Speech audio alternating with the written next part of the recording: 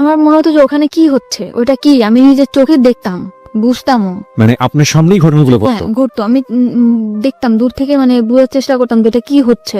এমনকি রুমের মধ্যে ঢুকলেও দেখতাম ওরকম অবস্থায়, কিংবা ওরকমই থাকতো। ওকে। তো আমি তো তখন আমার নানুরে জিজ্ঞেস করতাম, কিংবা আমার খালাদের জিজ্ঞেস করতাম যে এটা কেন হয়। ওনারা কিছু বলতো না? না, ওনারা কিছু বলতো না, বলতো তোমার মার সাথে ওনার সম্পর্ক আছে। তাহলে মার সাথে যদি সম্পর্ক থাকবে, তাহলে বোনের স্বামী হয় কিভাবে? এরকম আমার মাথার মধ্যে সবসময় এটাই করতো। আর আমার চিন্তা ছিল যে ওইটা ওখানে কি হচ্ছে। এই জন্য আমি আস্তে আস্তে বড় হলাম, তখন ক্লাস 6 এ যখন পড়ি, তখন একটা ছেলের সাথে আমার সম্পর্ক হয়। আকাশ, এরকম আমার মা আর ভাইয়া এগুলা করে, তুমি আমার সাথে করবা? তখন ও বললো যে তুমি অনেক ছোট, আর আমাদের মধ্যে এরকম কেন হবে, যা হবে বিয়ের পর হবে। যেই খবর ওরা, আমি বলছি যে চলো আমরা একটা কিছু করবো, ওইখানে কি হয় তুমি আমার একটু বুঝাও। যখনই বলতাম একটু বুঝাও, ও এড়াই যেত, কেমন জানি করতো না। ও আবার অনেক খারাপ ছিল ছেলেটা, যেরকম অনেক ধরনের নেশা করতো, এর জিনিস চিন্তাই করতো, ও করতো। তারপরও ওরাকে আমি অনেক ভালোবাসতাম। ওই বিষয়টা আমার মাথার মধ্যে সবসময় থাকতো যে ওইটা কি, ওইটা আমার জানতে হবে, ওইটা কি। মানে বাবা মা এবং দুলা ভাইকে যে অবস্থায় দেখেছেন? দেখছি। তখন আমি আরেকটা ছেলের সাথে সম্পর্ক হয়, তার নাম হচ্ছে ইমরান। দোকানে মানে ওর একটা দোকানে কাজ করতো ও।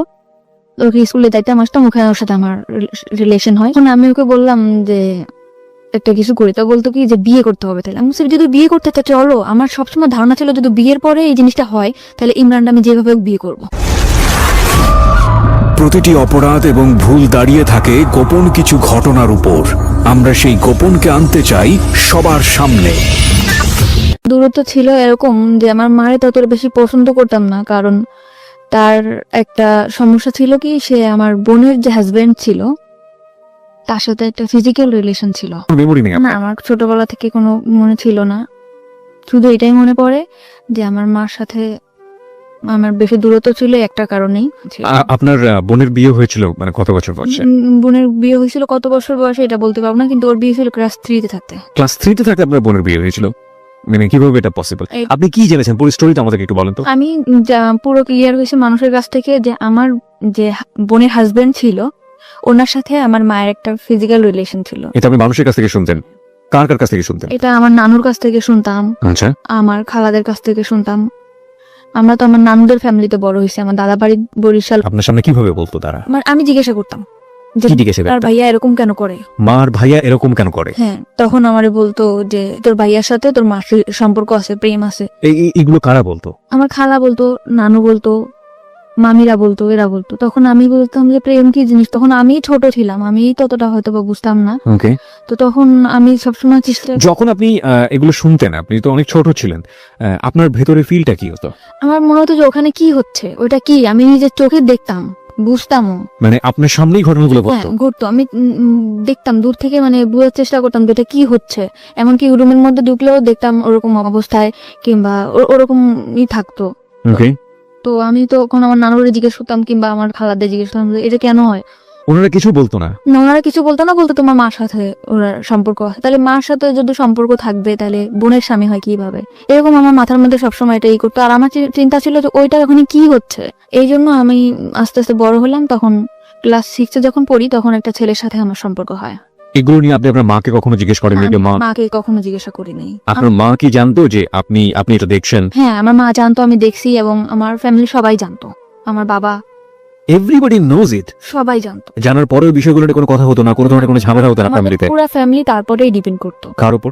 আমার দুলাভাইয়ের উপর। আপনার পুরো ফ্যামিলি এই ভদ্রলোকের উপর ডিপেন্ড করতো ইকোনমিক্যালি? জি। এবং এই জন্য কেউ কোনো কিছু বলতো না? না, কিছু বলতো না। ডিপেন্ড করতো মানে কি ধরনের ডিপেন্ড করতো? টাকা পয়সা দিয়ে হেল্প করতো। আমাদের তো কোনো ভাই নেই, কাজের কোনো নাই, আব্বাও তো সেরকম বেশি কাজ করতে পারতো না, এই জন্য আমার ভাইয়াই সাহায্য। মানে আমার বাবা এটা জানতো? হ্যাঁ, আমার বাবাও জানতো। এবং জানার পরেও কখনো এগুলো নিয়ে কোনো ধরনের মনোমালিন্য, কোনো ধরনের ঝামেলা? আমি ততটা বুঝতাম না তো। বুঝতে পারতেন না।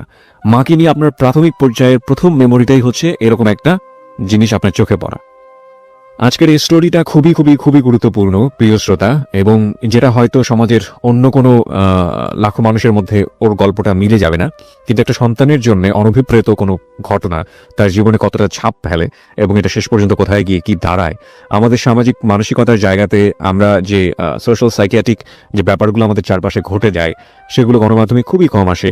এবং এগুলো যে মানব জীবনে কতটা গুরুত্বপূর্ণ, নেগেটিভলি এগুলোর ইম্প্যাক্ট কতটা ভয়াবহ হতে পারে, কিংবা আদৌ একটা মানুষের জীবনে কতটা প্রভাব ফেলে, সেগুলো নিয়ে আজকের এই হ্যালো উইথ 920 অনেক দূর এগিয়ে যাবে। আমরা একটু ওকে জানার চেষ্টা করি আসলে। ওকে ফাইন, আপনি যেটা বলছেন যে ক্লাস 6-এ আপনি একটা ছেলের সাথে বা কোন একটা আমার মামার বন্ধু ছিল সে, তো আমি তার সাথে কথা বলতাম, সব ধরনের আর কি ফাজলামি করতাম। তখন আস্তে আস্তে বললো যে তোমার আমার খুব ভালো লাগে, তোমার আমার পছন্দ। আমি বলছি, ঠিক আছে। তখন আমিও আর কি ছিলাম যে ভালোবাসা কি জিনিস, ফার্স্ট টাইম 6-এ থাকতে এরকম আসছে, তখন আমি এটার মধ্যে করলাম। তখন আমি ওরে বললাম কি, আমি আমার মার বিষয়টা ওরা শেয়ার করলাম যে আকাশ, ওর নাম ছিল আকাশ, আকাশ এরকম আমার মা আর ভাইয়া এগুলা করে, তুমি আমার সাথে করবা? তখন ও বললো যে তুমি অনেক ছোট, আর আমাদের মধ্যে এরকম কেন হবে, যা হবে বিয়ের পর হবে। যেই খবর ওরা, আমি বলছি যে চলো আমরা একটা কিছু করবো, ওইখানে কি হয় তুমি আমার একটু বুঝাও। যখনই বলতাম একটু বুঝাও, ও এড়াই যেত, কেমন জানি করতো না। ও আবার অনেক খারাপ ছিল ছেলেটা, যেরকম অনেক ধরনের নেশা করতো, এর জিনিস চিন্তাই করতো, ও করতো। তারপরও ওরাকে আমি অনেক ভালোবাসতাম। তখন ফার্স্ট টাইম আমার লাইফে আসছে, আমি ওরা অনেক ভালোবাসতাম। পরে আমার মামার সাথে একটা দ্বন্দ্বের কারণে ও আর কি চলে গেছিল। আচ্ছা, তারপরে আমি আমাদের স্কুলে যাইতাম, ওই বিষয়টা আমার মাথার মধ্যে সবসময় থাকতো যে ওইটা কি, ওইটা আমার জানতে হবে, ওইটা কি। মানে বাবা মা এবং দুলা ভাইকে যে অবস্থায় দেখেছেন? দেখছি। তখন আমি আরেকটা ছেলের সাথে সম্পর্ক হয়, তার নাম হচ্ছে ইমরান। দোকানে মানে ওর একটা দোকানে কাজ করতো, ওকে স্কুলে যাইতাম আসতাম, ওখানে ওর সাথে আমার রিলেশন হয়। তখন আমি ওকে বললাম যে একটা কিছু করি, তো বলতো কি যে বিয়ে করতে হবে। তাহলে আমি যদি বিয়ে করতে চাই চলো, আমার সবসময় ধারণা ছিল যদি বিয়ের পরে এই জিনিসটা হয় তাহলে ইমরানটা আমি যেভাবে বিয়ে করবো। একটু জাস্ট বোঝার জন্য, মানে আপনার ওই বিষয়টার প্রতি এক ধরনের কিউরিওসিটি গ্রো করে। সবসময় মাথার মধ্যে খেলতেছে যে ওইটা কি হচ্ছে, ওখানে কি হলো, আমি ওইটা চাই। আকাশ বললো যে বিয়ে না করে এটা করা যাবে না, এই জন্য আমি চিন্তা করলাম যে আমি এটা বিয়েই করবো, সে যেই ছেলেই হোক। বিয়ে জিনিসটাও কি আপনি বুঝতেন না? আপনি এই বিষয়টা মার সাথেও কখনো শেয়ার করেননি, বড় বোনের সাথেও কখনো শেয়ার করেননি? আমি কারোর সাথে শেয়ার করি নাই। কেন কারোর সাথে করেননি? আমি মার সাথেও কথা বলতাম না, বড় বোনের সাথেও কথা বলতাম না, খুব কম। বড় বোনের সঙ্গে কেন কথা বলতেন? সবকিছু জানতো তো, জানার পরেও সেই বিষয়গুলোর না। আপনি বুঝতেন ব্যাপারটা খারাপ? হ্যাঁ অবশ্যই, কারণ যেখানে ঘরের আড়ালে হইতেছে, একটা কোণে হচ্ছে, অন্ধকারে হচ্ছে, তখন কেন এটা হবে না? আমার নানুদেরকে জিজ্ঞেস করলে বলতো যে এরকম এরকম ভালো না, উল্টা পাল্টা কথা বলতো। তো এগুলো নিয়ে আপনার মার সঙ্গে নানুদের সঙ্গে কোনো ঝামেলা? কথায় খালার সাথে সবসময় প্রশ্ন করতাম, কিন্তু মার সাথে তত বেশি আমার মনে পড়ে না। হয়তো বা করছি কি করি নাই, কিন্তু আমার মনে পড়ে না যে মাকে কখনো প্রশ্ন করছি যে মা তুমি এটা কেন করছো। Curiosity, the ultimate thing is curiosity. এবং এই কৌতূহলের কারণে আপনি একটা ছেলেকে প্রপোজ করলেন যে বিয়ে করবেন বা এরকম কিছু একটা, কারণ ও বলছিল যেগুলো বিয়ের পরে হয়, আপনার কিউরিওসিটির জায়গা থেকে। আমাকে বলছিল এটা বিয়ের পরে হবে, তা আমি বলছি ঠিক আছে তাহলে আমি বিয়ে করতে চাই। ও ঘুরাইতে ঘুরাইতে 7 মাস কেটে গেল। 7 মাস পরে ওরা আমি খুব জোর করলাম যে আমাকে এখন বিয়ে করতেই হবে। তখন আমি বাসা থেকে পালাই গেলাম। পালাই ওর একটা ফ্রেন্ডের বাসা গেলাম, যাওয়ার পরে সেই রাত্রের বেলা অনেক দূর ওর ফ্রেন্ডের বাসা, ওদের বাসাও আমাকে নেয় নাই। মানে ও বেশি বড় না, দুজন মানে 2 বছরের বড় ছোট এরকম হবে, আর তত বেশি ভালো কাজও করে না যে আমার চালাইতে পারবে। তারপরেও ফ্যামিলির মতে বিয়ে করছে আমার ওই যে। ওর সাথে আপনার বয়সের ডিফারেন্স কত ছিল? 2 বছর। মাত্র 2 বছরে? তখন আপনি ক্লাস 6-এ পড়েন, তার মানে আপনার বয়স যদি 11 হয়ে থাকে তাহলে ওর বয়স 13 থেকে 14 বছর। না, তখন আমি ক্লাস 8-এ পড়ি। তখন আপনি ক্লাস 8-এ পড়েন। ওকে, তার মানে আপনিও নাবালিকা এবং সেও নাবালক বলা যেতে পারে। তখন আপনার সে 2 বছরের বড় হলে ওর বয়স 16 বছরের মতো হবে, আপনার তখন 14-র মতো। ওকে, বলুন তারপরে আমাদের ওই রাত্রেবেলা আমি ওরে বললাম যে এখন তো কিছু করতে পারো, তো বলতেছে যে হ্যাঁ অবশ্যই করতে পারি। তখন আমাদের মধ্যে হলো, তখন আমি বুঝতে পারলাম যে এই জিনিসটা এইটাই, এটার মধ্যে তেমন কোনো কিছুই না, এইটাই। তখন আমি আমার মার প্রতি আমার তত আরো বেশি ক্ষোভ হলো, ঘৃণা হলো যে এই কাজটা তো হাজবেন্ড ওয়াইফ করতে পারে, তো আমার মা আর দুলাভাই কেন করবে। এরপরে ওর বাড়িতে নিয়ে গেল, 3-4 দিন পর ওর ফ্যামিলি থেকে মানতে চায় না, তারপরও মেনে নিল। মানে আপনি বিয়ে করার পর আপনার ফ্যামিলিতে জানালেন যে? হ্যাঁ, আমার ফ্যামিলি থেকে তো অনেক ঝামেলা করতেছে। ওই যে আমার সে মামা আসে তো মনে করেন ওরে মারটা দিতে যেতেছে, এ করতেছে ও করতেছে, ওর নামে কেস করবে। বিয়েটা আপনারা কোথায় করলেন, কিভাবে করলেন? বিয়েটা করছি কাজী অফিসে। আমার নিবন্ধনের কাগজও চাইছিল, ওর একটা বড় ভাইরা দিয়া আর কি 18 বছর করে নিয়েছিল। তখন একটা কাজের দিয়ে আমার বিয়েটা করাইছিল। তারপর বাড়িতে আসলাম, পরে আমার মা বললো ঠিক আছে মাইনে নেবো, তো তুমি বাসায় আসো। তো আমি বললাম ঠিক আছে বাসায় আসবো। বাসায় আসতে বেড়াইতেছি, তখন আমার মা ওটা খুব মার দিল। মার দেওয়ার পর আমি রাত্রে আবার চলে গেলাম। রাত্রে চলে গেলাম ওর বাসায়, যে মারাদুর যখন করছে আমি বাসায় থাকবো, আমার বাসায় আমি আর আসবো না। আমার ফ্যামিলির সাথে টোটাল যোগাযোগ বন্ধ। হঠাৎ করে একদিন আকাশ আমার হাজবেন্ডের নাম্বারে ফোন দিছে যে আমি মামা হয়ে কথা বলবো। আমার আকাশের প্রতি অনেক বেশি ভালোবাসা ছিল। আকাশ মানে তোমার ফার্স্ট লাভ? হ্যাঁ। তখন আমার মা বাবা বললো যে তুই যদি আকাশের সাথে বিয়ে করতিস তাও মানে নিতাম, তো তুই ফিরায়। আমরা একদম তোর তো ছোটবেলা থেকেই স্বপ্ন ছিল, মানে আমার ইচ্ছা ছিল যে আমার একটা ফ্যামিলি হবে, সুন্দর শ্বশুর বাড়ি। আমি সবসময় গল্প করতাম যে আমার এরকম শ্বশুর বাড়ি হবে ওরকম। তখন বললো যে আকাশের সাথে বিয়ে করার পরে তো আমরা মেনে নিব। তখন আমি বললাম যে ঠিক আছে। ইমরানটা কিন্তু আমি সত্যি ভালোবাসতাম না, শুধু ওই বিষয়টা জানার জন্যই আমি তার বিয়ে করছিলাম। মানে শুধু কিউরিওসিটি নিবারণ করার জন্য। My goodness. ওকে। পরে আমি আকাশে বললাম ঠিক আছে আকাশ, আমি তোমার বিয়ে করবো, তুমি আমার বিয়ে করবা? তখন আমার মা ওরে শিখা দিলে যে বলো যে হ্যাঁ বিয়ে করবো। তখন বললো যে হ্যাঁ অবশ্যই তোমার বিয়ে করবো, তোমার আমি ভালোবাসি না। তখন আমি আমার বাড়িতে চলে আসলাম। আসার পরে তার 4 দিন পর ডিভোর্স করলাম ওরে। মানে ডিভোর্স করলেন আপনি নিজের ইচ্ছা? আমি নিজে ইচ্ছা ডিভোর্স। জাস্ট এই কথাটা বলাতে ফ্যামিলি থেকে যে আকাশের ব্যাপারটা হলে হতো, হ্যাঁ আপনি নিজে থেকে ডিভোর্স আমার করে দেন। মা সবাই বললো যে হ্যাঁ ঠিক। মা বাবা বলে নাই, বাবা কখনোই আমার কোনো কথার মধ্যে আসে নাই। মা বললো, বোন বললো যে ঠিক আছে ওর সাথে বিয়ে দেবো, তুই আয়। তখন আমি চলে আসলাম। আয়সা আমি বললাম ঠিক আছে তো আকাশের সাথে বিয়ে দাও। এখন আকাশের সাথে আমার বিয়ে দিতে চায় না। এখানে একটা বিষয় আপনাদেরকে একটু নোট করে প্রিয় শ্রোতা, আমাদের মানে পারিপার্শ্বিক এবং সামাজিক জায়গা থেকে সেক্সুয়াল এডুকেশন বা কি বলা যেতে পারে এটাকে, যৌন শিক্ষা আমরা যেটাকে বলি, সেটা প্রপারলি হয় না।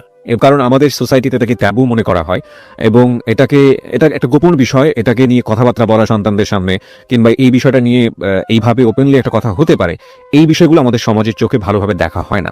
কিন্তু কিউরিওসিটির জায়গাতে একজন নাবালিকা কিংবা একটা শিশু যদি এই বিষয়টি কোনোভাবেই ভুল ব্যাখ্যার শিকার হন কিংবা কিউরিওসিটির জায়গাতে তাকে যদি প্রপারলি এডুকেশনটা না দেয়া হয়, সেটা তার জীবনে আসলে কি হতে পারে সেটার একটা বেস্ট এক্সাম্পল হচ্ছে আমাদের আজকের এই পাখির জীবনের প্রথম পর্যায়ের একটা গল্প। শুধুমাত্র একটা অবৈধ সম্পর্ক, যেটা বৈধ না অবৈধ সেটাও সে বোঝে না, এরকম একটা সম্পর্ক দেখে তার ভেতরে কিউরিওসিটি হয়েছিল যে আসলে জিনিসটা কি, এটা আমি বুঝতে চাই, এবং তার জন্য সে বিয়ে করে ফেলেছে। না সে বিয়ে জানে, না সে শারীরিক কোনো সম্পর্ক জানে। আমি স্পেশালি থ্যাঙ্কস জানাই যে ইদানিং আমাদের শিক্ষাক্রমে ক্লাস 8-এর পাঠ্য বইয়ের পাশাপাশি এরকম বিশেষ করে সেক্সুয়াল এডুকেশনের জন্য একটি পাঠ্য বইয়ের ব্যবস্থা করা হয়েছে এবং যেখানে খুব সুন্দরভাবে বিষয়গুলোর ব্যাখ্যা দেওয়া হয়েছে শারীরিক জ্ঞান অর্জনের জন্য। কোনটা পজিটিভ কোনটা নেগেটিভ হলে কি ধরনের ক্ষতি হতে পারে এবং এটা কোন বয়সে গিয়ে কি করা উচিত।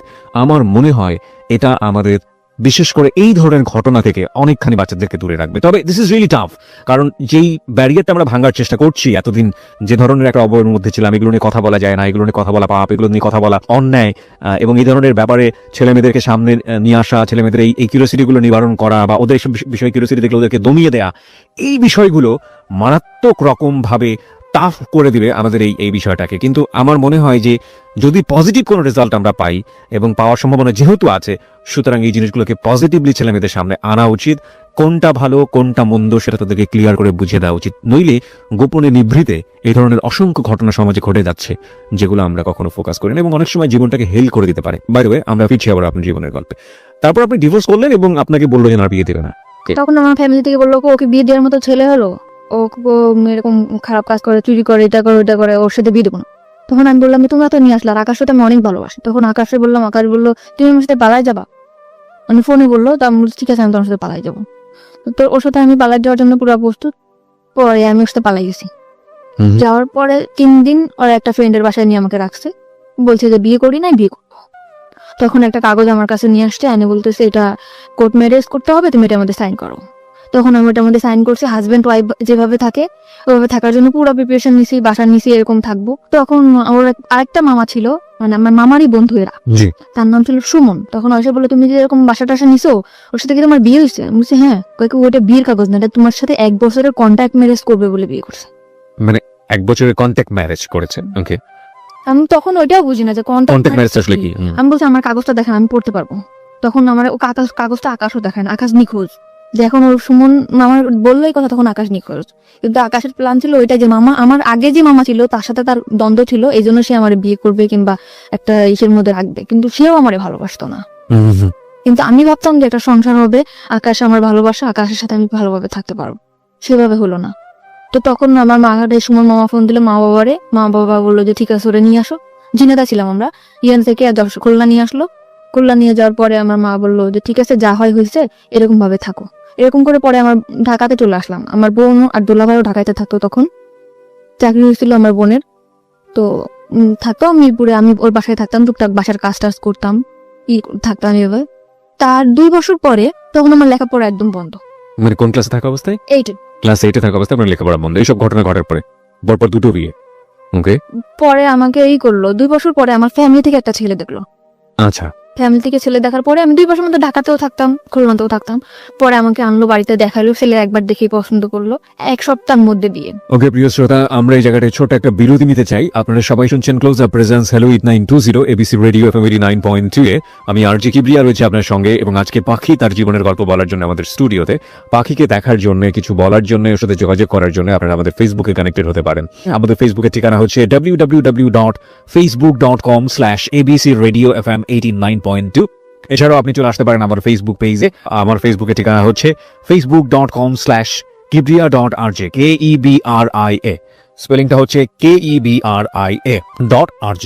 এবং পেজটিতে যাওয়ার পর আপনি লাইক দেওয়ার সঙ্গে সঙ্গে আমাদের হ্যালো 8920 মেম্বার হয়ে যাবেন। ফিরে আসছি ঠিক 3 মিনিট পর।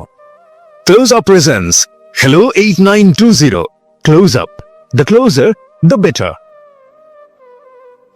FM 89.2। Close up presence hello 8920। Close up, the closure the better. 3 minute পর প্রিয় শ্রোতা, আরো একবার ওয়েলকাম করছি ক্লোজ আপ প্রেজেন্স হ্যালো 8920 তে। আমি আরজি কিবরিয়া রয়েছে আপনার সঙ্গে, এবং আপনারা সবাই শুনছেন এবিসি রেডিও এফএম 89.2। আজকে জীবনের গল্প বলার জন্য এখানে রয়েছে পাখি। 19 বছর বয়স তার, এবং তার যে জীবনের গল্প সেটা আসলে খুবই খুবই খুবই মর্মান্তিক। আমরা ফিরবো তার কাছে। যেখানে আমরা ছিলাম, পাখি আপনি বলছিলেন যে আপনার 1 সপ্তাহের মধ্যে বিয়ে হয়ে যাবে, এরকম একটা পরিস্থিতি তৈরি হয়েছে আপনার ফ্যামিলিতে। আর এই আমাদের গেস্টকে দেখার জন্য আপনারা ফেসবুকে আসতে পারেন। আমাদের ফেসবুকের ঠিকানা www.facebook.com/abcradiofm89.2।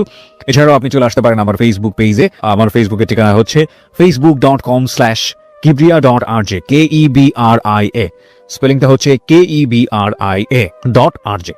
ওকে, বলুন তারপর। তারপর 1 সপ্তাহের মধ্যে বিয়ে ঠিক হলো। ছেলে দেখার পর বললো ঠিক আছে, আমার পছন্দ হয়েছে, আমি ওকে বিয়ে করতে চাই। ওকে, ছেলে কি করে? ছেলে বাড়িতে কৃষি কাজ করে।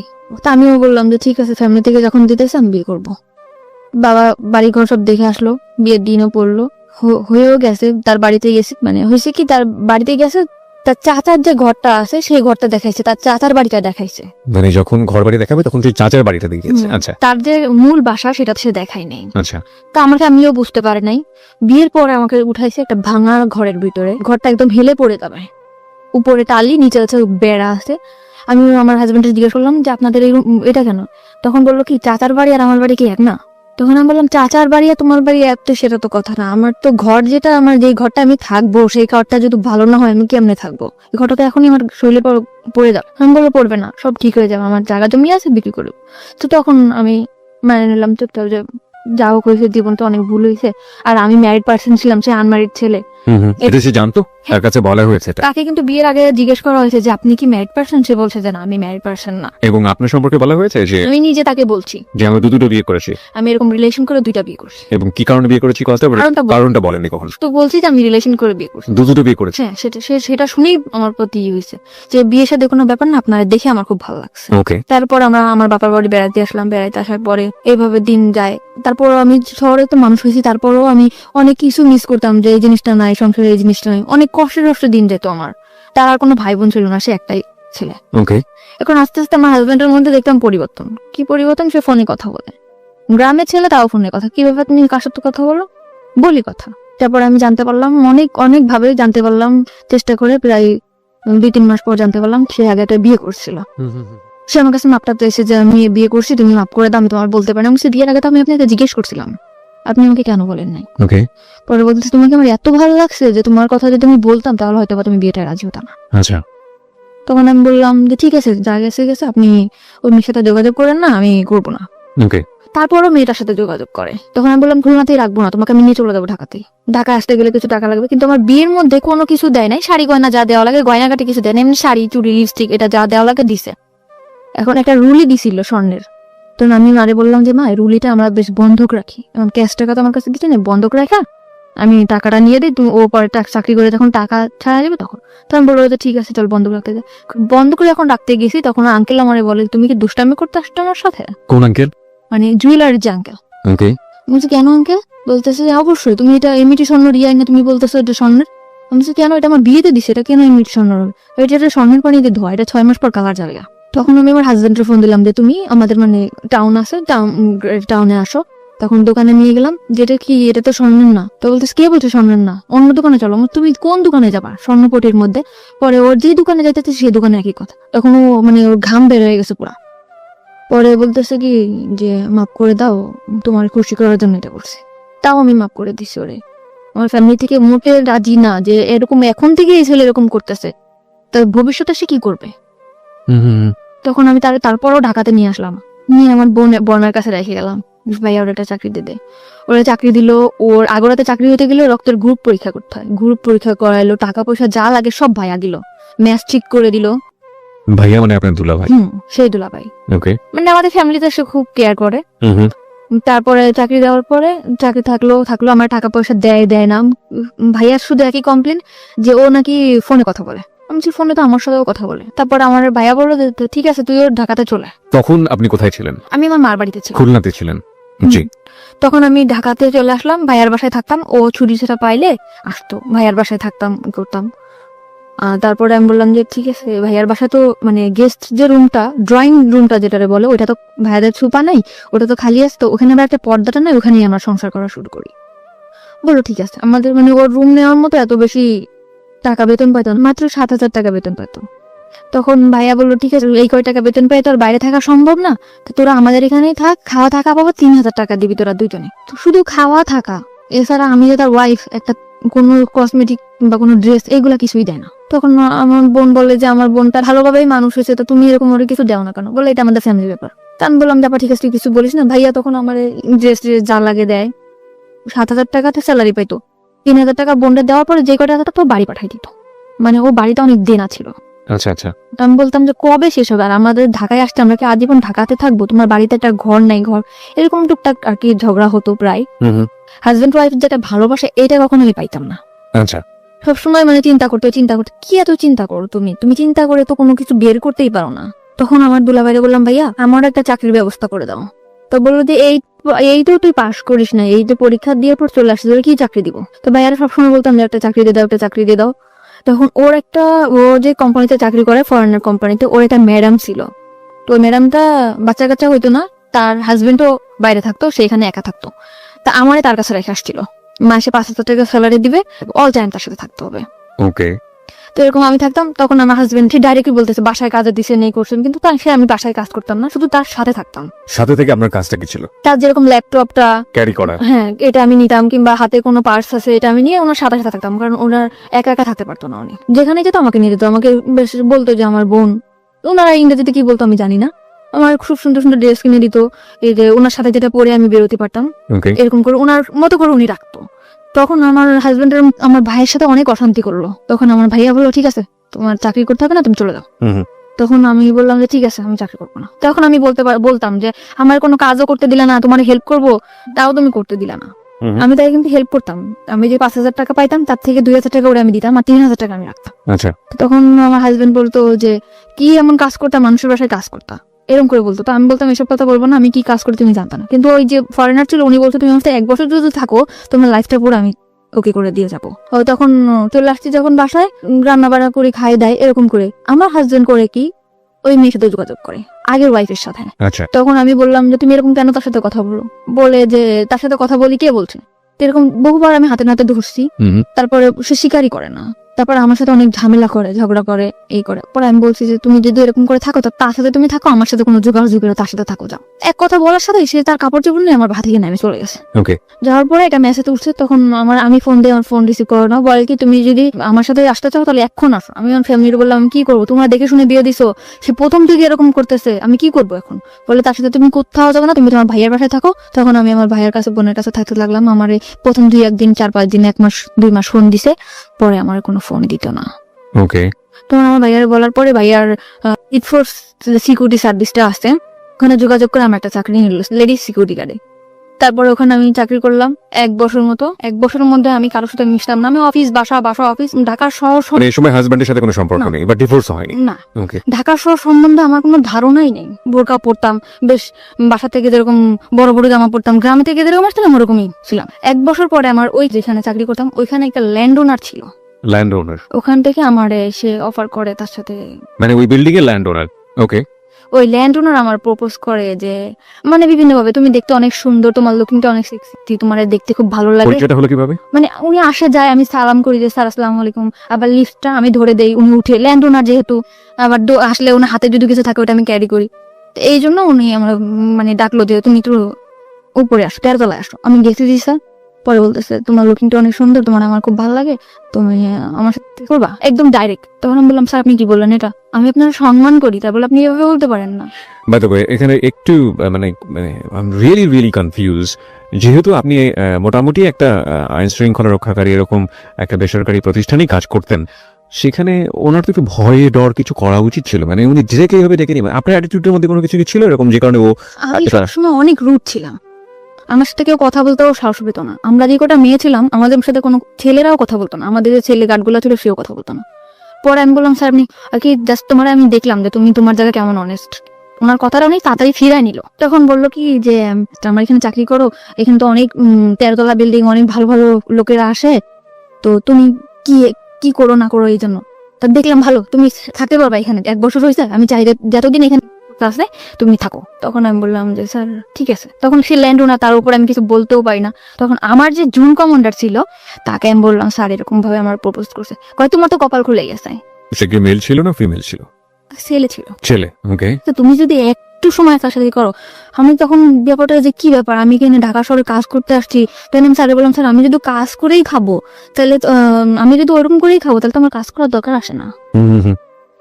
এখানে আমি আমার শ্রম বিক্রি করতে আসছি, আমার শরীর না। তখন আমি তাকে এই কথাটা যখন বললাম সে আমার পরে রাগিয়ে গেল যে তোমার জন্য আমাদের এই পোস্টটা থাকবে না। পোস্টে থাকবে না? হ্যাঁ, এই কথা বলার পর আমি ওখান থেকে চলে আসলাম আমাদের হেড অফিসে। উনি আমার নামে কমপ্লেন করলো, আমার যে জুন কমান্ডার স্যার উনি এরকম ডিউটি ভালো করে না, এই জন্য ওর নামে কমপ্লেন দিয়েছে, ল্যান্ডওনার কমপ্লেন দিয়েছে, আপনি ওকে ডাকেন অফিসে। আমাকে স্যার ফোন দিল। আমি ভর্তি হওয়ার পরে কখন আর অফিসে যাই নাই, ওই ফার্স্ট টাইম। ওকে। খুব ভয় পাচ্ছি আমি, স্যার আপনি আমাকে কেন ডাকছেন, কি আমি জানি কি হয়েছে না হয়েছে। আমি পরে স্যারের বললাম যে স্যার আপনি আমার বাবার বয়স এরকম এরকম ব্যাপার, তাকে মা তাহলে তোমার ওখানে যাওয়া ঠিক হবে না, তুমি রিজার্ভে থাকো। রিজার্ভ? হ্যাঁ। ওকে। যে বিভিন্ন জায়গায় যেরকম সোনারগাঁ, রেডিসন, এরকম যেরকম পার্টি টাটি হয়, এখানে ডিউটি করলে তুমি ডিউটি করো। ওকে। এমনি সময় বাসায় থাকবো, তোমার স্যালারি 6,000 টাকা, 9,500 টাকা স্যালারি পাইতাম, ওখান থেকে 6,000 টাকা চলে আসছে। ওকে। ওখানে বিভিন্ন ছেলেদের সাথে ডিউটি করতে হতো, আমি ওখান থেকেই খারাপ হয়ে গেলাম। মানে রিজার্ভে যাওয়ার পরে আপনি মানে হাউ ইট হ্যাপেন, মানে খারাপ হয়ে গেলাম বললে আপনি কিন্তু বুঝবেন না কিভাবে কি ঘটনাগুলো ঘটেছে। মানে একটা ছেলের সাথে মিশতাম, অমুক জায়গায় ডিউটি করতে হবে, আমাদের দুইজনের, একটা ছেলে একটা মেয়ে। কত কথা হয় না, কথা হইতে হইতে হইতে হইতে ওরা বলে যে আমরা এরকম ড্রিঙ্কস করি, আমরা অনেক মজা থাকি, তুমি কি এমন ড্রেস পরো, বোরকা পরো, বোরকা পরো কেন, এখন কি মেয়েরা বোরকা পরে কিনা। আর আমার মধ্যেও না ওরকম একটা চঞ্চলতা কাজ করতো, আমিও চাইতাম যে না এদের সাথে খোলামেলা ভাবে থাক। এর ভিতরে এরকম থাকতে থাকতে আমাদের বাড়ির পাশে একটা বাড়ি ছিল, বাড়িটার নাম নাই, মানে আমাদের থেকে অনেক ভালো অবস্থা। ছেলেটা দেখতে শুনতে অনেক সুন্দর ছিল, সে যে আমার মতো একটা মেয়ে প্রপোজ করবে আমি ভাবতে পারিনি। আমি এর মধ্যে বাড়িতে গেছিলাম একবার, পহেলা বৈশাখে বাড়িতে গেছি। সে আমাকে ডাইরেক্ট বললো যে পাখি আমার তোমার খুব ভালো লাগে, তোমার বিয়ের আগে থেকেই ভালো লাগে, তো তোমার সাথে আমি ফ্রেন্ডশিপ করতে পারি। আমি বললাম যে ঠিক আছে করতে পারো। কেন আমিও চাইছিলাম যে একটা মানুষ আমার জীবন থাকো। এরকম করতে করতে না তার সাথে আমার ফোনে, সে থাকতো খুলনাতে, আমি থাকতাম ঢাকাতে। ফোনে রিচার্জ করে দিতাম, আমি চাকরি করতাম, ফোনে রিচার্জ করে দিতাম 50 টাকা 100 টাকা, কোনো গেঞ্জি যা পারতাম কিনে রাখতাম ওর জন্য। ও খুশি হতো, ও আমার অনেক বেশি মানে আমার কথা দিয়ে বলায় রাখতো। আমি এখন যেটা বুঝি যে না আমার কথা দিয়ে বলায় রাখে, মানে বিভিন্ন রকম কথা বলতো। ও আমাকে কখনো একটা সুতাও কিনে দিত না, কিন্তু আমি চিন্তা করতাম যে ওরে কি পরলে ভাল লাগবে, কি করলে ভাল লাগবে, এটা করতাম। যেমন প্যান্ট, শার্ট, টি শার্ট, ঘড়ি এগুলা কিনতাম, বিভিন্ন উপর টাকা দিতাম। আমি যে 6,000 টাকা থেকে মানে অল্প কিছু, ধরুন 200-500, তখন ওইটাই আমার কাছে বেশি ছিল, ওরকম দিতাম। ও নিত, ও চাইতো। পরে ও মাস্টার্স কমপ্লিট করলো, তখন আমি বললাম যে তুমি ঢাকাতে আসবা, বললো হ্যাঁ ঢাকাতে আসবো। ঢাকাতে আসলো, ফ্রেন্ডের বাসায় আমরা ঢাকায় দেখা করলাম, কথা বললাম অনেক। ও সবসময় বলতো তোমার আমি বিয়ে করবো, যে আগে থেকে আমার পড়াশোনাটা কমপ্লিট হোক। ছেলেটা অনেক সুন্দর ছিল। মানে ও তো বিবাহিত ছিল? না, বিবাহিত ছিল না। একদম বিবাহিত ছিল না। আপনি সম্পর্কে সব জানতো? হ্যাঁ, আমার বাড়ির পাশে সব জেনে শুনে আমার দিকে আগাইছিল। ওকে। কিসে পড়তো ছেলেটা? তখন মাস্টার্স করতেছে। মাস্টার্স করছে, আর আপনি দেখে ক্লাস 10ও পাস করেন? না। ওকে। ঠিক আছে, তখন আমার হয়তো ওটা আবেগ ছিল, আমি বুঝতাম না যে ও যেরকম আমার দিকে আগাইছে। আমি ভাবতাম মনে হয় সত্যি সত্যি ও আমার ভালোবাসে। এখানে একটা বিষয় একটু নোট করছি প্রিয় শ্রোতা, আজকের স্টোরিটা এতটাই বেশি সেন্সিটিভ, আমাদের সামাজিকতার জায়গা থেকে আজকের অতিথির পুরো ফেসটুকু আমরা ফেসবুকে দেখাতে পারবো না, কিন্তু একজন মাস্টার্স পড়ুয়া একটা ছেলে একটা ক্লাস 8 পড়ুয়া একটা মেয়ের প্রতি এফেক্টেড হতে পারে কি কারণে, কতটুকু সৌন্দর্য একজন মেয়ের মধ্যে থাকলে এ ধরনের ঘটনা ঘটতে পারে, ততটুকুই সুন্দর ও আসলে, এবং অ্যাবসলিউটলি শি ইজ বিউটিফুল। কিন্তু আমরা আমাদের গল্পের জায়গাটা থেকে আমরা পারছি না ওর পুরো মুখ অবয়বটা আপনাদেরকে দেখাতে। চলুন আমরা আবারও ওর কাছে ফিরি। হ্যাঁ বলুন তারপর। কিন্তু আমি সবসময় চাইতাম যে আমার ছোট্ট একটা সংসার হোক। আমি আবারও স্বপ্ন দেখতে শুরু করলাম যে আমার লাইফে যা গেছে গেছে, ও হয়তো বা আমার সুন্দর একটা সংসার দিতে পারবে। বাই দ্য ওয়ে, আপনি যখন এটা বলছিলেন যে আপনি আপনার ছেলে কলেজের সাথে মিশে বিভিন্ন পার্টিতে হ্যাঁ, তারপর দায়িত্ব করতেন, ওই সময়গুলো থেকে আপনি ওদের সাথে মিশে ড্রিঙ্কস না তখন আমি এগুলো তখনও শুরু করেন? ওরা করতো, আমি আর কি ভাবতাম যে আসলে আমি একটু করবো, এই করবো, মানে ভালো লাগতো। তারপর চিন্তা করতাম না, বোনের বাসায় থাকি, ভয় পেতাম, কিছু করতাম না। তো তখন নাজিমের সাথে আসতে, মানে আমাদের সাথে রিলেশন ছিল, তার নাম ছিল নাজিম। তখন ও বললো যে ঠিক আছে আমি তোমার বিয়ে করবো। আবার স্বপ্ন দেখতে শুরু করলাম যে আমার ছোট একটা সংসার হবে, আমরা অনেক প্ল্যানিং করলাম যে আমাদের একটা মেয়ে বেবি হবে, এরকম বাসা নিব, তুমি তো এরকম সুন্দর, আমাদের বেবিটাও হয়তো, অনেক ভাবে প্ল্যান করলাম। পরে আস্তে আস্তে দেখি কি ও ফোনে আমার সাথে তত সময় দেয় না, ফোনে ততটা সময় দিচ্ছে না। কিন্তু কোন ও তো আপনার সম্পর্কে সমস্ত কিছু জানতো, বিশেষ করে দুটো বিয়ে হয়েছে আপনার, এরকম ভাবে আপনি সংসারও করেছেন এবং আমার ফ্যামিলি অবস্থা সবই জানে। সব জানতো। ও কি শুধুমাত্র আপনার সঙ্গে প্রেমের সম্পর্কই ছিল নাকি আলাদা এক ধরনের ইন্টেনশন ছিল, ফিজিক্যাল ফিজিক্যাল রিলেশন কোনো ধরনের কোনো ইন্টেনশন ছিল না? ওকে বলুন তারপর। আমি ফোনে টাকা ঢুকাই দেই, ও ফোনে কথা বলে অন্য মেয়ের সাথে। তা আমি ওর ফোনে টাকা ঢুকাই দিলেও আমি ওর ফোনটা রিসিভ করতাম না, কারণ আমি যে কোম্পানিতে চাকরি করতাম ওখান থেকে ফোন আমাকে দেওয়া হয়েছিল, মানে ওখান থেকে আমি ফোন করলে বিল পাইতো। ওকে। তো ওই ফোনটাতে আমি ওকে ফোন করতাম অল টাইম, কখনো ওর ফোন আমি রিসিভ করি নাই। চিন্তা করতাম বেকার, কি করবে, ওরা আমি টাকা দিই, ও বন্ধু বান্ধব আমার ফোন দিত, যে বলতো জানি আজকে না আমার ফ্রেন্ডের সাথে আমার পার্টি দিতে হবে, আমার কটা টাকা দিবা, 500 টাকা দাও না। ওকে। তখন আমি এভাবে সবসময় টাকা পয়সা দিতে থাকতাম। পরে একটা সময় বললাম, আমার ফ্যামিলি থেকেও জানাজানি হয়ে গেল ব্যাপারটা, যে তুই আবারও একটা ছেলের দিকে এরকম করে পড়তেছিস, তোর হাজবেন্ড আছে এরকম আছে। তখন আমি আমার ফ্যামিলির বকাবকি শুরু করলাম, কি হাজবেন্ড, তোমরা কি দেখে দিছে এই করছো। তখন না নাজিম আস্তে আস্তে দূরে সরে যেতেছে, আমার বলতেছে ডাইরেক্ট বলতে, তুমি আমার ফোন করবা না, কখনো ফোন দিবা না, কোনো কারণ ছাড়াই। তুমি আমার সবসময় ফোর্স করো, কার সাথে কথা বলি, কি করি না করি, তুমি আমার তখন আপনার হাজবেন্ডের সঙ্গে একেবারেই আপনার যোগাযোগ একদম যোগাযোগ। বাই দ্য ওয়ে, আপনার হাজবেন্ডের নাম যেন কি ছিল? রিপন। রিপনের সঙ্গে আপনার যোগাযোগ পুরোপুরি off. Something beyond entertainment. Welcome. জি বলুন তারপর। তো রিপনের সাথে কোনোভাবে যোগাযোগ নেই, মানে আমার হাজবেন্ড কোনো যোগাযোগ করে না, কিছু না। ওকে। তখন আমি নাজিমকে বললাম বিয়ে করবো না, তখন ও বললে যে ভালোবাসলে যে বিয়ে করতে হবে এমন কোনো কথা আছে? তোমারটা আর আমারটা কি একসাথে ম্যাচ করে? এতদিন পরে সেটা বললো যে ভালোবাসলে কি বিয়ে করতে হবে। কিন্তু তোমার আমার অনেক ভালো লাগে, তোমার অনেক ভালোবাসি, কিন্তু তোমার আমার বিয়ে করা সম্ভব না। তো ওরে আমি অনেক বেশি ভালোবেসে ফেলছিলাম, মানে আমি যাকেই ভালোবাসি অনেক বেশি ভালোবেসে ফেলি। কিন্তু সবাই আমার সাথে, মানে বুঝতেই পারি না যে এরা আমার সাথে এরকম প্রতারণা করতেছে। তখন নাজিম ফোন দেই, ফোন ধরে না, ফোন দেই, ফোন ধরে না। তখন এই যে আমার যে ফ্রেন্ডরা ছিল ওদের সাথে আমি মিশলাম। ওকে, মানে কলিগ যারা কলিগ ছিল এদের সাথে আমি মিশলাম, মিষ্টি মিষ্টি বলে যে ড্রিঙ্কস করা ভালো লাগবে। পরে আমি এক পর্যায়ে ড্রিঙ্কস করলাম, ড্রিঙ্কস করলে সত্যিই দেখলাম ভালো লাগে। মানে ওই যে নাজিমের বিষয়ে যে কষ্টটা, কিংবা আমার যে পুরা মার দিক দিয়ে কষ্ট, কিংবা হাজবেন্ডের দিক দিয়ে কষ্ট, আমার কোনো কষ্টই নেই, পুরা দমে ড্রিঙ্কস করলাম। এমন ড্রিঙ্কস করতেছি আমার মধ্যে চেঞ্জ দেখে আমার দুলাভাই আমার দিকে হাত বাড়াইলো। যেরকম আমার বোন অফিসে গেছে, আমার দুলাভাই হঠাৎ আমার এসে পিছন দিয়ে ধরে বলে, তোর আমার খুব ভালো লাগে, তোর হাজবেন্ড নিয়ে আমি তোরে ভালোবাসি। তখন আমি আমার বোনকে বললাম, বোন তুই কোথায়? বাসায় আসছে। বাসায় আসার পর আমার 17,000 টাকা ছিল, ওর কাছ থেকে টাকাটা নিয়ে আমি বাসা দেখে চলে গেলাম। তো আরেকটা মেয়ের নিলাম, মেয়েটার নাম ছিল মেঘলা। ওরে নেওয়ার পর ও আর আমি থাকতাম। তো ওখান থেকে আরো সুন্দরভাবে ড্রিঙ্কস করতে পারতাম। বাসায় কখন আসলাম কখন গেলাম, ড্রিঙ্কস করে চিল্লাইতাম, কানতাম, নাজিম করে ওরে ফোন দিতাম, কোনোই ছিল না। কিন্তু আমি ওখান থেকে ড্রিঙ্কস করা শুরু করলাম। ওই বন্ধু বান্ধব ছিল, মানে শেয়ারে, কিন্তু আমি 200 টাকা দিতাম, ও 200 টাকা দিত, এরকম একটা বোতল কিনে নিয়ে আসতো, বোতল কিনে খেতাম, খাইতে বাসা দিতাম, মাতলামো করতাম, করতাম। তো এরকম করার পরে এখন রিজার্ভে ছিলাম। তো আমি পরে নতুন একটা পোস্ট লাগবে 1 তারিখে, গেল বছর, যে বছরটা চলে গেল, ওই গেল বছরের এই 1 তারিখে 1 তারিখে পোস্ট লাগছে। লাগার পর আমার এই যে জুন কমান্ডার ওনার সাথে আমার পরিচয় হলো, যে ঠিক আছে আপনার জন্য আমি ডিউটি করব এরকম একটা খ্রিস্টান প্রতিষ্ঠানে। তখন আমার খ্রিস্টান প্রতিষ্ঠানে দিল, আমি ওখানে ডিউটি করতাম। ডিউটি করার পরে ওখানে ডিউটি করতেছে 2টা মেয়ে, আমি আর একটা মেয়ে, আর ওই বাসাটায় থাকতাম। তা আমার হাজবেন্ড আমার সব দিক দিয়ে যোগাযোগ বন্ধ ছিল, কোনোভাবে আমার সাথে কোনো যোগাযোগ করতো না। তা আমার যে ছাড়টা ছিল উনি আবার আমার খুব হেল্প করতো। হেল্প করতো মানে কিরকম আমি ঠিক মতো বাসায় যাচ্ছি কিনা, কি করতেছি না করতেছি, এই বিষয়টা সে দেখতো। আচ্ছা তারপর আমি ড্রিঙ্কস করতেছি, এটা অনেকভাবে বাধা দিত যে পাখি আপনি ড্রিঙ্কস করবেন না, আচ্ছা এরকম না করতে আমি আমি আপনার না কেন শুনবো, আমি আপনার না শুনবো না, আমি একজনের ভালোবাসি, এরকম আমি এত বেশি ভালোবাসতাম, চিল্লাপাল্লা করতাম, ড্রিঙ্কস করতাম, রাস্তাঘাটে চিল্লাপাল্লা করতাম। ওকে তখন আমারে বললো যে একটা মানুষ এত ভালোবাসতে পারে, তখন আমার ওই স্যার নাজিমকে ফোন দিল যে ভাইয়া একটা মেয়ে আপনাকে কতটা ভালোবাসে, তখন ও বললো যে হ্যাঁ মেয়েটা অনেক ভালো, আমি ওকে ভালোবাসি, কিন্তু ওকে আমার পক্ষে বিয়ে করা সম্ভব না। ওকে নাজিম এটা বললো। হুম। ওকে তখন আমার সব কলিগরা ওকে একবার একবার করে ফোন করলো যে ভাইয়া, মানে আপনি সব কলিগের কাছে আপনার উইকনেসটা দেখাতেন, যে মানে আপনার দুর্বলতাটা দেখাতেন। আমি ড্রিঙ্কস করার পরে আমি আর সবসময় ওরকম ওরে ফিল করতাম, আমি আগের মতো ডিউটি করতে পারতাম না, করতে পারতাম না ওরকম। ওকে তারপরে আমার করলো, আমি ওখান থেকে সরে আসলাম আস্তে আস্তে, মানে ফ্রেন্ডদের কাছ থেকে সরে আসলাম, কিন্তু আমি বাসায় ড্রিঙ্কস করতাম। তখন আমার স্যার বললো যে তুমি এভাবে ড্রিঙ্কস করো না পাখি, তুমি আসলে অনেক ভালো মেয়ে, এরকম বিভিন্ন রকম কথা বলতো। কিন্তু ওই পোস্টায় আমি ঠিক মতো আবার ডিউটিটা করতাম, আমার কোনো জায়গা থেকে আমার ডিউটির কারণে কখনো চাকরিটা যেত না। ওকে আমি ঠিক মতো ডিউটি করতাম, ডিউটি আওয়ার্সের পরে আমি উল্টাপাল্টা করতাম, যেরকম ড্রিঙ্কস করতাম, আবার বাইরে ঘুরতে যেতাম, এটা করতাম। তখন আমার স্যার আমার দিকে আগে আসলো, কিভাবে আগে আসলো, বললো যে তোমার মতো ভালো যদি আমার ওয়াইফ আমারে বাসতো, তাহলে আমার মনে হয় পুরো পৃথিবীটা ওরে দিয়ে দিতাম। এই ধরনের কথা বলতো। মানে তার ওয়াইফের প্রতি অনেক ধরনের দুর্বলতা আমাকে দেখাইতো, মানে তার ওয়াইফ তার দিক দিয়ে পারফেক্ট না, সে তাকে ভালোবাসে না, সে তাকে কোনোভাবে সুখ দিতে পারে না, সে তার ছেলের দিকে যত্ন নেয় না, সে তার সংসারে কোনোভাবেই মানে মন নেই, এরকম। তখন আমি বললাম এসব কথা আমারে বলেন কেন?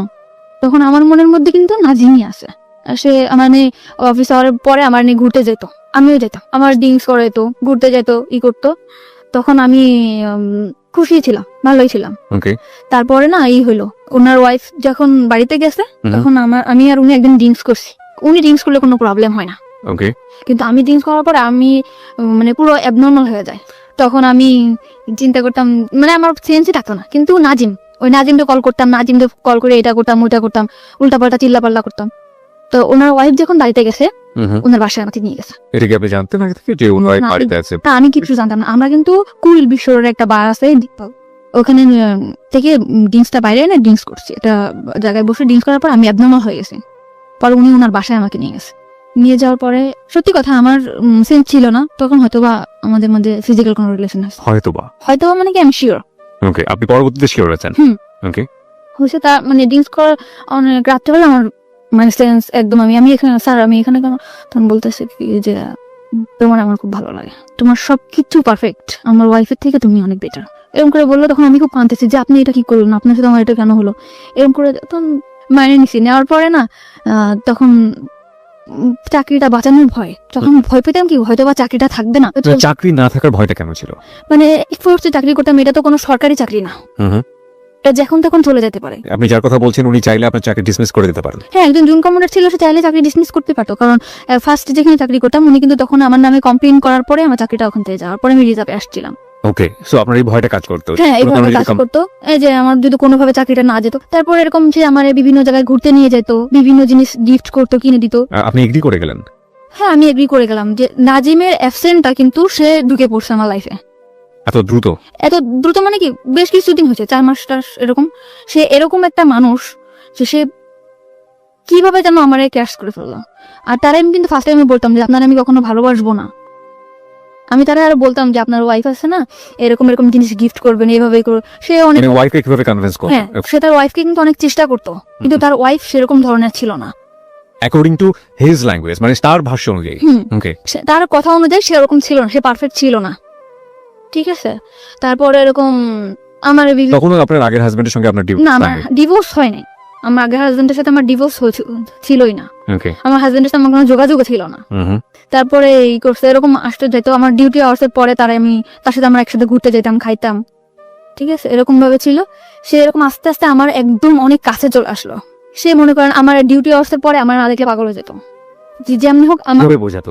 সে চলে আসতো, কোথায় চলে আসতো? অফিসের ওখানে চলে আসতো, আইসা আমার নিয়ে বাসায় নামায় দিয়ে আসতো।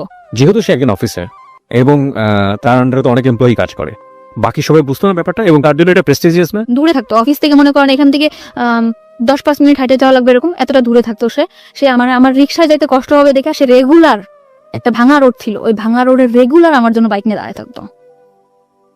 ওকে ওকে ওখান থেকে আমাকে নিয়ে ওখানে নামাই দিয়ে আসতো।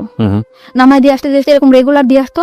তারপরে আমি বুঝলাম যে আসলে সে আমাকে অনেক ভালোবাসে, ওকে অনেক ভালোবাসে। তারপরে আমি আস্তে আস্তে ওনার প্রতি দুর্বল হলাম। তখন আমি দেখলাম যে না, তার ওয়াইফ তার প্রতি না, তখন আমি তার প্রতি দুর্বল হলাম। ও দুর্বল করে ফেলছিল আমাকে, এমন মানে ওয়াইফ তার প্রতি ডিভোটেড না, এটা তো তার ল্যাঙ্গুয়েজ ছিল। তার ছিল, আর আমিও বুঝতাম। কিভাবে বুঝতেন? মানে সে যখন ফোনে কথা বলতো, মানে তার ওয়াইফের বলতো একটু পানি দাও তো, তুমি নিয়ে খাও। এটা আপনি ফোনে শুনতে পাতেন? হ্যাঁ, এটা আমি শুনতে পেতাম। তুমি নাও আমার, কিংবা এদিকে আসো তো, মানে আমি just শুনতাম। তার ফ্যামিলি সম্পর্কে আপনি কতটুকু জানতেন? শুধু ওই ওয়াইফের বদনামই জানতেন নাকি আরো অন্য কিছু জানতেন? না, ওয়াইফের ওটুকু জানতাম, তার ফ্যামিলিটা অনেক বেশি ভালো ছিল। কিরকম? সে তার রুমে সে অনেক দিক দিয়ে তার ওয়াইফের সুখে রাখছিল, কিন্তু সে যে তার ওয়াইফ, সে কখনো মনে করতো না যে আমার হাজবেন্ডের সুখে আমি সুখী। সে মনে করতো তার সুখই তার সুখ, হাজবেন্ডের যে একটা জিনিস, এই জিনিসটা যে আমার, সে এটা ভাবতো না। এটা তো তার ভাষ্য অনুযায়ী, আপনি তো তার পরিবারের মধ্যে ঢোকেননি। না, কখনো আমি তার এভাবে যেয়ে দেখি না, দেখেন নাই, সে তার যেভাবে বলেছে আপনি সেটা সেভাবে বোঝার চেষ্টা করেছেন। এভাবেই। ওকে ওকে। তারপর এরকম কয়েক মাস গেল, যাওয়ার পরে তখন এই কয়েক মাসের মধ্যে আপনারা কি কি করছেন? হ্যাং আউট করছেন, বাইরে ঘুরে বেড়াচ্ছেন, ডেট করছেন, রুম ডেট করছেন জি কন্টিনিউয়াসলি? জি কন্টিনিউয়াসলি। একবার জন্য মনে হয়নি যে অন্যায় করছেন?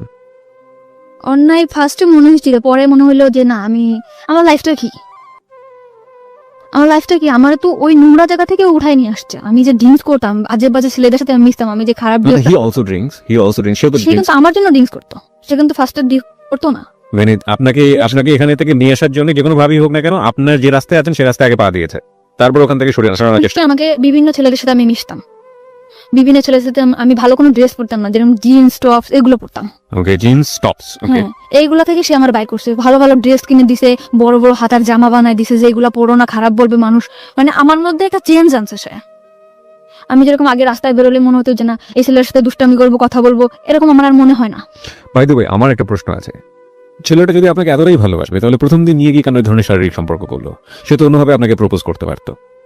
এটা হয়তো বা তারও ইচ্ছে ছিল না, এটা আমি আসলে জানি না। কখন আপনি তাকে জিজ্ঞেস করেছেন পরবর্তীতে যে তুমি আমাকে যেহেতু লাভই করো, তাহলে আমি কেন তাকে এটা করলে? করছিলাম। আপনি তাকে বাধ্য করেছেন অ্যাকর্ডিং টু হিজ ভয়েস, মানে সে এটা বলেছে? সে বলেছে তুমি আমাকে বাধ্য করছো, আমি একটা পুরুষ মানুষ, আমি আনকন্ট্রোল হয়ে গেছি। বাধ্য করেছে বলেন? আপনার অ্যাটিটিউডের মধ্যে এগুলো ছিল? হ্যাঁ, আমি হয়তো বা কিছু করছি, কিন্তু এটা আমার, বললাম না, আমার তখনও সেন্স নাই। আমি অনেক, you are not in sense. Okay, তারপর? ঠিক আছে, এরকম বলার পর তখন আমি একটা বাসা নিলাম। বাসা নিলেন মানে? মানে ওই বাসাটা ছেড়ে দিলাম, আমি আগে যে বাসাটা থাকতাম ওই বাসাটা ছেড়ে বেশ দিলাম। কয়েকজন ফ্রেন্ড মিলে থাক। হ্যাঁ, তখন আমি আলাদা একা একটা বাসা নিলাম। এক একটা বাসা কি ওর সিদ্ধান্ত অনুসারে নিলেন নাকি আপনি একা একা নিজে নিলেন? একা বাসাটা কেন প্রয়োজন হলো? ওর জন্য, আমি ওর একটা সময় কাটাবো, আমরা হাজবেন্ড ওয়াইফ থাকবো, বিয়ে করব।